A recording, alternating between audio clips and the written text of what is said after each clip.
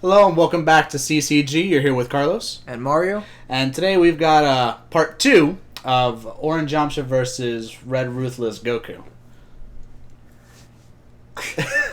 So, again, it's still me playing the Red Ruthless Goku. If you've watched the other video, then you'll see that this is a two-parter. It's just two separate games.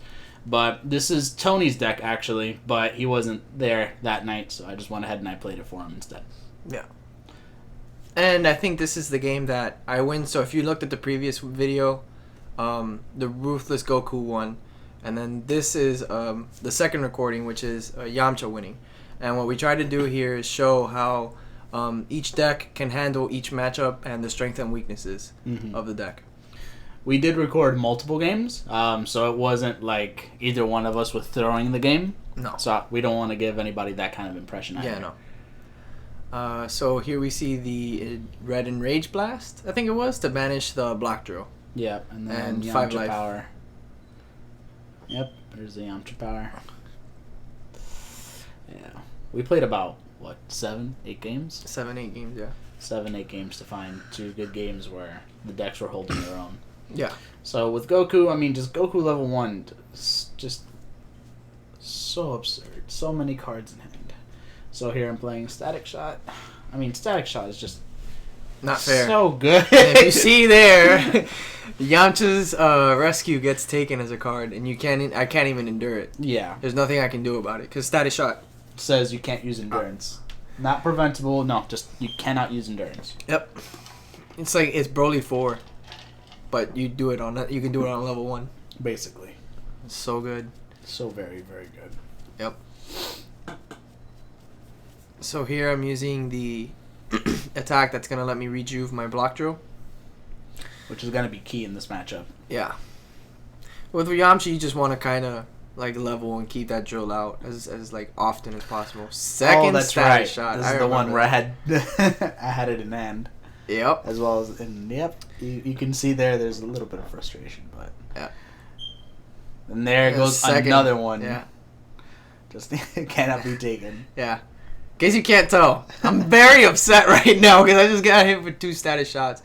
And that's one thing that I think Red as a style is really good at. It's that, especially with Red Ruthless, if you get lucky, you can really capitalize on it. And that was my fault. I just realized I didn't lower your anger for the crit. Did I?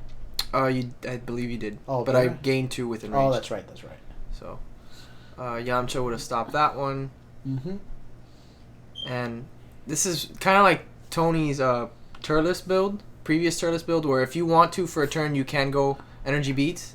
So that's one thing that's really, really nice. His previous Turles build worked that way. Why did I take off my... Oh, because I leveled 1. I was like, why yeah. did I take off my anger? Yeah. Yeah. That Turles build was really good. There was a lot of wins under that belt. Yep. But, I mean... when Goku and Unleash exist. Yeah. Why would you do it? And that was kind of before. Well, no, I guess I was right at the start of the set when it dropped. So I guess before the popularity really hit. Well, prior to people saw it coming. But yeah. I don't think it was as prevalent as it is now, where you can go to any local and it's like, oh look, Unleashed Goku. Yeah. So here I pick out the Captivity, and I think I might have changed my mind going forward. I'm not exactly sure. We'll have to wait and see. But sorry to cut you off. Yeah. But I did want to ask, since last game we saw Red Goku kind of succeed in this matchup, we know the key to Red Goku is to put out the maximum amount of damage and be able to really just keep the damage coming. And Red Static Shot really helps because the endurance can't be used, so it keeps supplying all of the damage, all of the life card damage that can be taken. What do you think, specifically in this matchup, is one of the keys for Yamcha in order to win? Block really, and then manage your anger, manage your stages. Yamcha makes it easier to manage the stages, but you have to be able to manage your anger, manage sequencing. If you're not able to do that effectively, then you're not gonna have a bad time. The good thing is that the mastery makes it very easy for you to access the the managing of stages and anger, because really you only have to manage until you get 3 anger, and then you mastery power, and then you can level, and then you reset your stages again. But other than that, I mean, you really have to block against Red Ruthless. That's the one matchup that you really have to block, and you have to be like, you have to get as close as you can to blocking everything. If you don't block everything, then you're gonna have a really bad time, because everything is gonna minus your anger. So it's kind of like counterintuitive in itself. I feel like the same could be said for just about any deck playing against Red Ruthless. Yeah. But specifically in this aspect, because since you're trying to MPPV as one of your routes, just to lose 2 anger on every hit from a physical attack is just ridiculous. Yeah. And that's assuming that card already doesn't have lower their anger. I mean, that's one of the things that made like Turles so great. It was like, if any attack hit, it was almost a double crit. And with Goku, you don't have the unpreventable like Turles, but you have the actions, you have the constant massive attack table. Like, it gets really out of hand. So here, mastery power for the Shattering Leap, and there's the time. Yep. So if you can find ways to keep time in your hand and maximize your times whenever you play them, that really helps you out. And you have to be really careful with how you do it, because if you can pocket time, then you should probably go ahead and do that if you're trying to MPPV against Red Ruthless. But you know, if you can't, you gotta block. You just gotta go for it and block. Mm-hmm. Which normally I'm very safe with time.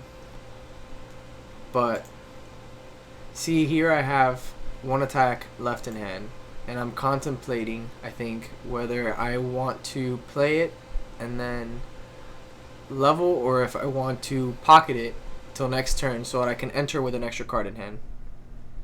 And then, you know, have like a massive combat in the transition from 2 to 3. But then I'm looking at it, I'm like, you know what, at any given time, I could get hit with a status shot combo and get killed. So, no. I'm just going to take the levels as I can. Yeah. That's probably one of the better decisions. Yeah. I mean, you have to. Mm-hmm. Take the levels while you can. You can't get greedy. That's one of the hard things with, like, this deck in particular. I feel like it's so easy to get greedy. But you just have to, like, know when to stop combat. That I feel like is one of my big problems. When to stop combat, when to extend combat. And that really is going to push the deck to the next level. Yeah. I think what really works in your favor in this combat, I don't remember if you do it, but by going to Yamcha 3, one, it gives you that extra card because you draw when you get to that level, but now you can use Yamcha's power to draw a card, which you just did. To draw that card, which is going to give you that extra card in your hand to use. Yeah. So if you want to continue, if you want to extend, you can. Yeah. So here I think I have an orange Fierce Attack in hand, and I don't know what the other card is. Yeah. But I know that this is gonna... Okay, it's a Dev Blow. So I start with the Devastating Blow.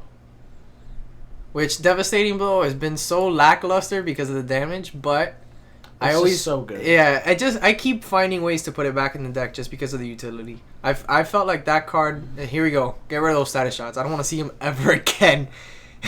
But I feel like Devastating Blow, I've been running it since I first started playing the game, and I don't think I'm ever gonna justify not running it unless it gets put on a frozen list, because even if it doesn't hit for damage, the utility is just so good. Yeah, you lower their anger too. You banish 3 cards from their discard pile.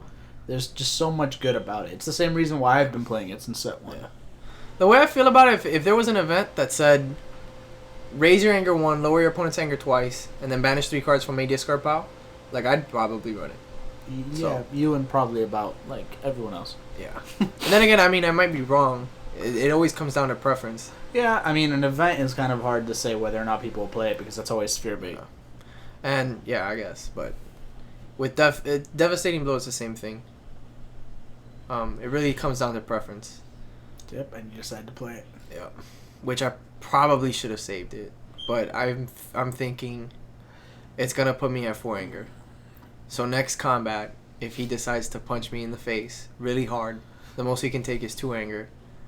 So here, I'm kind of left in a not so great position because Unleash is at the top of the discard pile. So if I enter, I can't use the mastery and get the pump. Yeah. Which it worked out in my favor. Yes, it did. Yeah.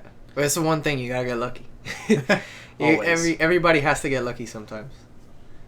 I don't remember what card I had in hand that I didn't use it. Yeah, this is a very bad situation. Yeah, it's tough. You don't want to get caught with your pants down. No. That's kind of where each of us was at. Yeah. Which, I mean, like, finally, something worked out in my favor, because, I mean, taking 2 status shots. Yeah, on, no, that's... It's almost like a disc, man. Like, it's painful. It for any sucks. deck. So, here... There we go. God draw. Heart of the cards. Heart of the cards. Pass. So, now here, it's pretty much like... If you have this kind of board, it's pretty much GG. Unless you can sphere the time. I think that's what I search here. The time? Yeah. You have to search the time. Yeah.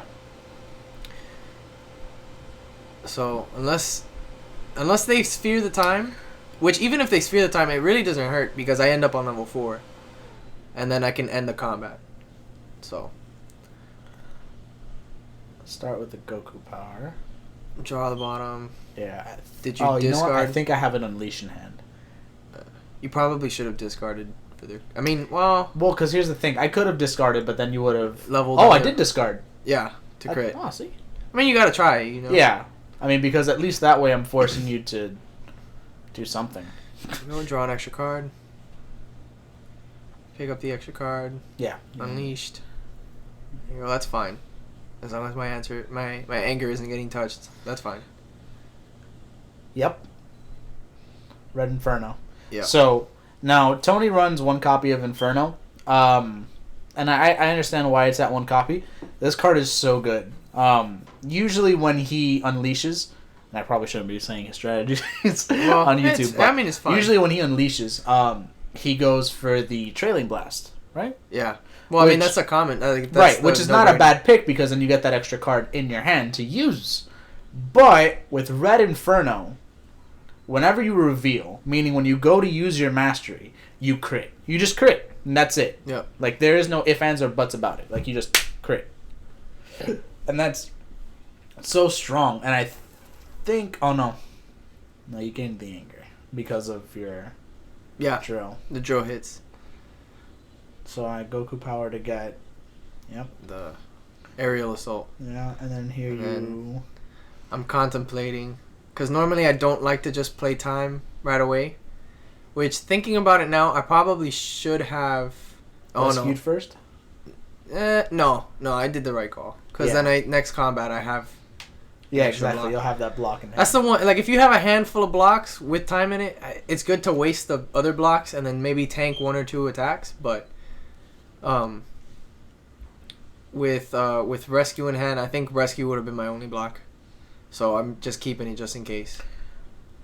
Yeah. So, unfortunately, because of that, I lose the Inferno. So I don't even get to use the Inferno. No. But, I mean, can't blame a guy for trying. No, you have to try. Now, specifically, Goku level 2 works really well against Yamcha decks because of the fact that it's modifying the damage. Yeah. So the damage is unpreventable, but you're modifying it before it hits you. So it may only be 1 life, but when they're hitting you for 5, it makes all the difference. Yeah. Where here, we see that now I can really start, beating face. And that's the one thing, like I said it in the deck tech. If you get wall breakered on level 4, you're good. If you get wall breakered on level 2, you're good because you can just loop the fierce attacks unless they get it out of your discard pile and make things unpreventable. And if you get wall breakered on level 3, you're also good because it's just awesome. Because now everything's unpreventable either way. So this You shouldn't have gone again. No? No. Why? Because you used your mastery power. Unless I passed. You probably did. With a hand like that? No. I timed. Regardless. So it could be that you're just waiting to gain anger. No.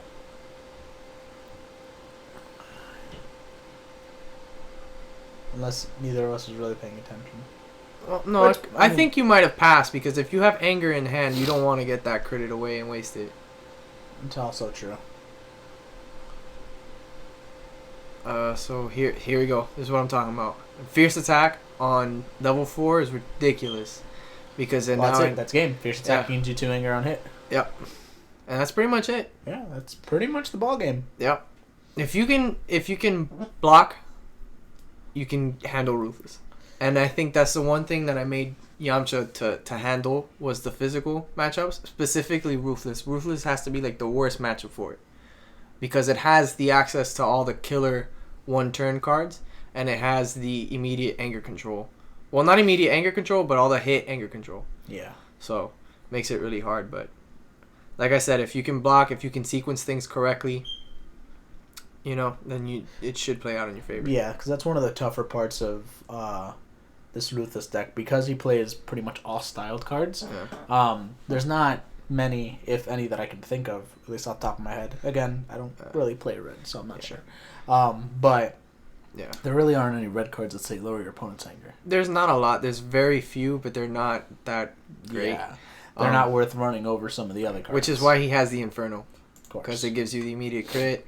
Goku 2, I mean, even though you don't stay on it for long, but most of the time. But, I mean, if you need it, it's there. But, I mean, like, if there's one mastery that I feel shouldn't or doesn't really need the wall breaker or anger hate, it's probably Red Ruthless. Oh, for sure. Because every card... Yeah, if you can crit off of a physical attack because they have no stages, you just lowered their anger twice. And like we've shown in his deck tech, and like we've shown in the past couple videos, you definitely can because you have the red aerial assaults and you have the status shots, which just enable all of that to happen.